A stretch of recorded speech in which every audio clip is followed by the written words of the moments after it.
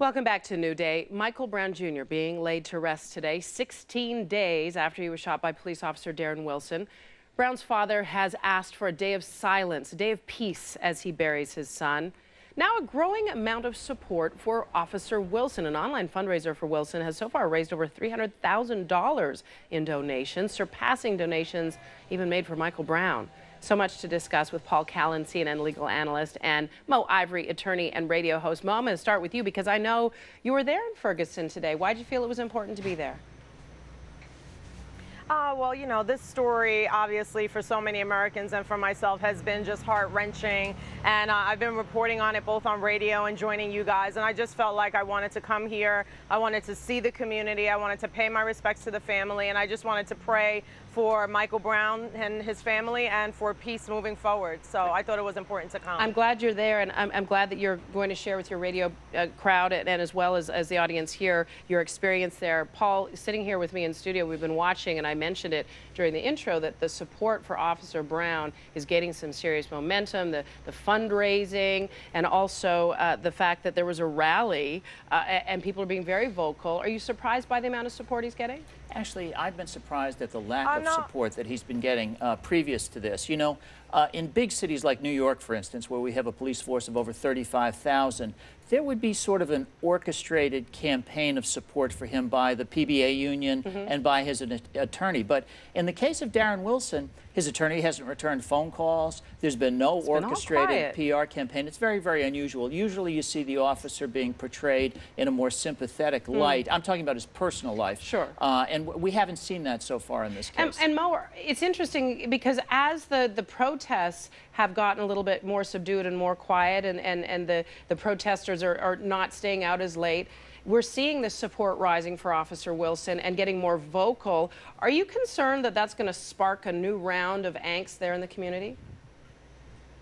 Well, I think that everything's been peaceful so far, and I just really think that it's about having, you know, the officers on the street and people remaining calm. But, you know, I have seen a little bit of a contrast in sort of the terminology that's used between both parties, because when people were out supporting Michael Brown, they were protesters, but when people are out supporting Officer Wilson, they're supporters. So, I mean, you know, we don't clearly at all see the police presence that we did during the Michael Brown, protesting or supporting that we see for Officer Wilson. But I also think that as one dies down, another picks up. So we may see more activity for Officer Wilson as those begin to stay home around the Michael Brown situation, and especially today, giving the family what they want. You know, in fairness, Mel, I think there were, the press account I saw said there were 100 supporters of Officer Wilson publicly appearing. And, you know, I don't think there was any rioting or attacks on stores or any disruption. So I'm not surprised. Now, if those people turned violent in some way, as a small number of the protesters who we've seen earlier did, I think you'd see more of a police presence. I want to talk about the governor. I want to move on to another point here real quick, guys. I want to talk about the governor. There are a lot of people wondering, what if the officer is not charged? Our Candy Crowley spoke to the Governor Nixon over the weekend. Let's take a listen to what he had to say. Have you considered the possibility this might have been a clean shoot, or that the officer might not be charged by a grand jury? Well, I think all of those things could happen. But the bottom line is our focus here is on making sure that the dual investigations, one by the local prosecutor and by the U.S. Attorney General and the Justice Department, move forward and that they're thorough. Do you think, Paul, it's likely that he could not be charged, the officer could not be charged in this?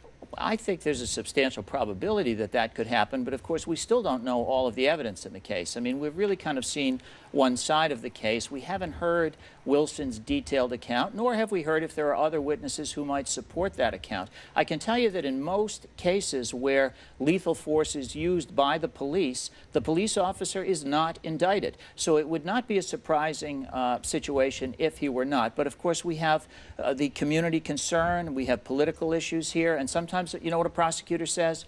I'm going to submit it to a jury for decision, and that could happen in this case. Final thought with you, Mo. If the grand jury doesn't define Michael Brown's death and murder, what recourse does the family have?